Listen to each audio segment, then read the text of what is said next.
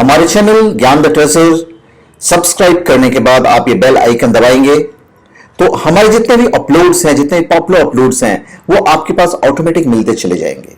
और साथ में आपको मिलेंगे हमारे सारे पॉपुलर चैनल्स जिसे देखकर आप इंटरटेन होंगे। So please subscribe my channel and please tap the bell. Thank you.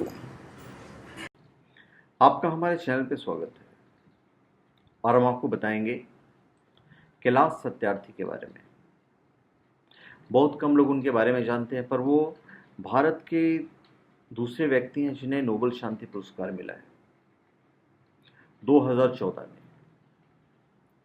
तो सबसे पहले तो मैं आपको बता दूं कि इनका जो जन्म है वो 11 जनवरी 1954 में हुआ है हमारे राज्य मध्य प्रदेश में विदिशा गांव में। इनका जो अवार्ड का जो तामझाम है वो छोटा मोटा नहीं है।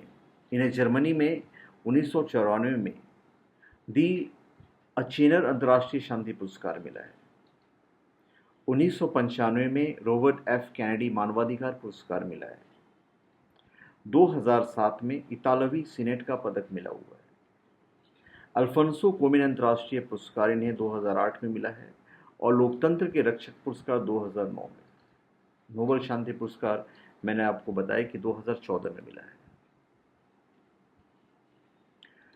भारत के मध्य प्रदेश के विदिशा में जो पैदा हुए हैं, एक्चुअली में वो बचपन बचाओ आंदोलन चलाते रहे। उन्हें बच्चों और युवाओं के दमन के खिलाफ और सभी को शिक्षा के अधिकार के लिए संघर्ष करने के लिए शांति का नोबेल पुरस्कार दिया गया। उन्होंने पाकिस्तान की मलाला यूसुफजई के साथ ही नोबेल पुरस्कार साझा किया है। पेशे से वो इलेक्ट्रॉनिक इंजीनियर रहे हैं। कैलाश सत्यार्थी ने 26 वर्ष की उम्र में ही कैरियर छोड़कर बच्चों के लिए काम करना शुरू कर दिया था। ये बहुत बड़ी बात है। वो बचपन से ही दूसरों के प्रति बेहद सहयोगी रहे और हमेशा दूसरों की मदद करते रहे। जब वे 11 वर्ष के थे तब उन्होंने महसूस किया कि बहुत से बच्चे किताबें नहीं होने के कारण पढ़ाई से वंचित रह जाते हैं। इसलिए उन्होंने एक ठेला लेकर पास होने वाले बच्चों की किताबें एकत्रित की और उन्हें जरूरतमंदों तक पहुंचाई। 23 वर्ष की अवस्था में कैलाश की शादी हो गई थी, कैलाश सत्यार्थी जी की। उस समय देश में जेपी आंदोलन का दौर था। उनके अनेक साथी चुनाव लड़कर राजनीति में उतर गए। कैलाश पर भी इसका दबाव डाला गया, लेकिन वे कम उम्र होने के कारण इससे बच गए। लेकिन इसके पीछे मुख्य वजह यह थी कि उन्हें राजनीति में जरा भी रुचि नहीं थी। उनकी शुरू से ही मानना था कि समाज में बदलाव के लिए राजनीति नहीं, समाज सेवा की आवश्यकता है। और एक्चुअली में वो सही थे, क्योंकि उन्होंने वो छोड़ा जो पद था, जो नेता बनने का जो वो चाहते तो बन सकते थे। उन्हें बाल श्रम के खिलाफ अभियान चलाकर हजारों बच्चों की जिंदगियां बचाने का श्रेय दिया जाता है।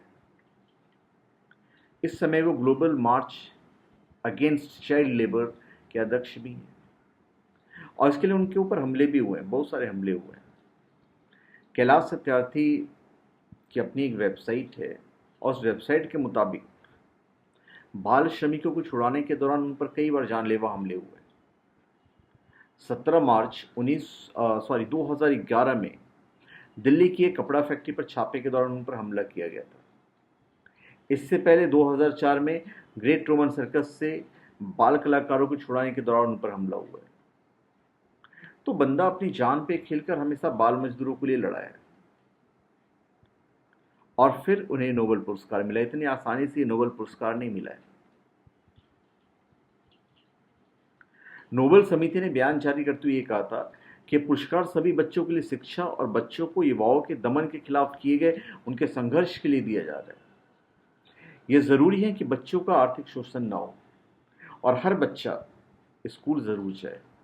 दुनिया भर में जितने भी गरीब देश हैं उनकी 60% आबादी की उम्र 25 साल से कम है। तो विशेष रूप से संघर्षग्रस्त देशों में बच्चों की अनदेखी के कारण उनके साथ हो रही हिंसा की समस्या पीढ़ी दर पीढ़ी आगे बढ़ती चली जा रही है।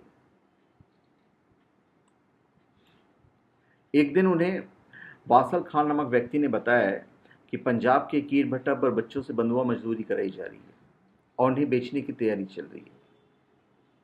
ये सुनकर अपने कुछ साथियों को लेकर और एक फोटोग्राफर को लेकर वो ईट गट्टे पर पहुंच गए और वहां उन्होंने बच्चों को छुड़वाया।